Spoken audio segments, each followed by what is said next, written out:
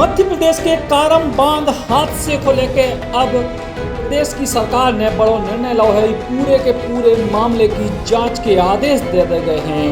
करोड़ों रुपया के डैम में लीकेज और उसके बाद बांध के फटने की आशंका को लेकर सरकार को खासे जतन करने पड़े पानी निकालने के लाने और लोगों की जान बचावे के लाने। सरकारी काम में तो सफल हो गई है, लेकिन अब पूरे के पूरे बांध प्रकरण की जांच के आदेश दे दिए गए हैं और केवल 5 दिनों के भीतर अपनी जांच रिपोर्ट पेश करने को कही गई है जांच समिति के लोगों को। इस समिति में आशीष कुमार अपर सचिव मध्य प्रदेश शासन जल संसाधन विभाग अध्यक्ष हुए, जबकि डॉक्टर राहुल कुमार जायसवाल वैज्ञानिक राष्ट्रीय जल विज्ञान संस्थान भोपाल के सदस्य हुए। उतई दीपक सातपुते मुख्य अभियंता bureau of design and hydel जल संसाधन विभाग भोपाल भी के सदस्य हुए और अनिल सिंह संचालक बांध सुरक्षा बोर्डी भोपाल भी के सदस्य हुए। इन समिति के सदस्यों को आदेश दिया गया है कि निर्माणाधीन कारम बांध के क्षतिग्रस्त होने की परिस्थितियां कारण एवं जिम्मेदार अधिकारियों के उत्तरदायित्व को निर्धारण करें और के संग ही भविष्य में इस प्रकार की घटनाओं की पुनरावृत्ति ना हो के लाने भी दिशा निर्देश देवें। दरअसल मध्य प्रदेश के धार जिला में कारम बांध जो 300 करोड़ रुपया की लागत से बने, तो बांध में लीकेज हो गया और अचानक से हजारों लोगों की जिंदगी दांव पे लग गई।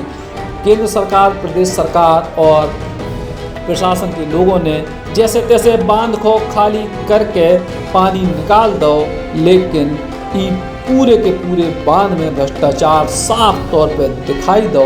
लोगों की जान तो बचा ली गई, लेकिन जनता के पैसा के करोड़ों रुपया, जनता की टैक्स की कमाई ऐसे बर्बाद हो गई कि पूछो और यही वजह से अब सरकार ने ये पूरे के पूरे बांध प्रकरण की जांच के आदेश दिए हैं। उम्मीद यही करें कि जिस तरीके से सरकार ने जागरूकता दिखात भय आनंद फानन में लोगों की जिंदगी बचा ली, ऐसे ही सरकार जिम्मेदारों पर कार्रवाई करके भी एक नजीर पेश करे।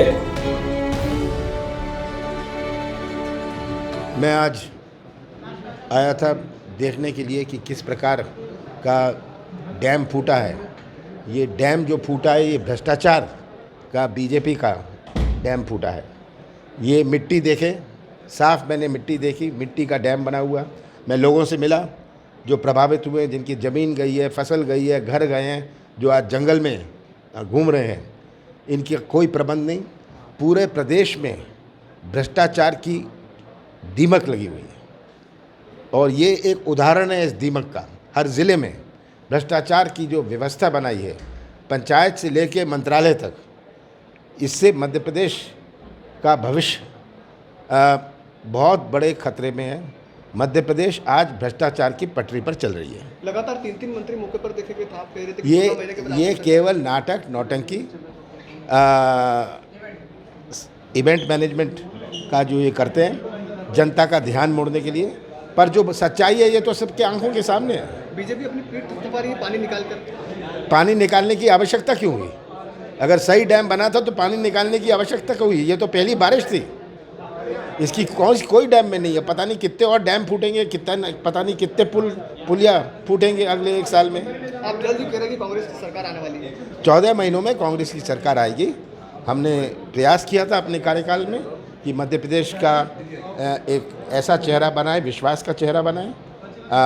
अब मध्य प्रदेश में मुझे पूरा विश्वास है, जो जनपद के चुनाव हुए, जो सरपंच के चुनाव हुए, जो जिला पंचायत, जो नगर परिषद, नगर पालिका के चुनाव हुए, किस प्रकार से इन्होंने पुलिस, पैसा और प्रशासन का उपयोग किया, ये इसकी आवश्यकता पड़ी क्योंकि बीजेपी को समझ आ गई कि उनके पास जन समर्थन नहीं है। सर, सारथी को पेटी कॉन्ट्रैक्ट दिया गया था।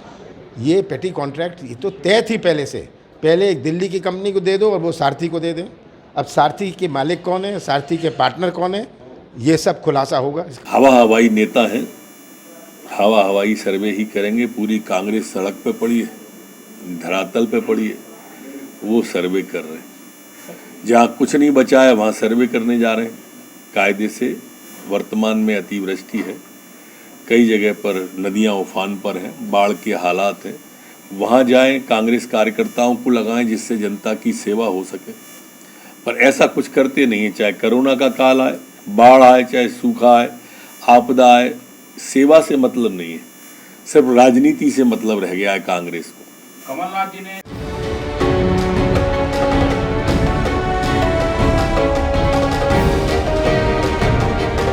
Eklavya University Damoh will guide you towards a bright future. 28 acres of lush green campus, largest campus of Bundelkhand, experienced and dedicated faculty. 50 future-ready courses taught in 12 different schools, separate courts and ground for sport, fully equipped lab and workshop, safe and fully equipped separate hostel for girls.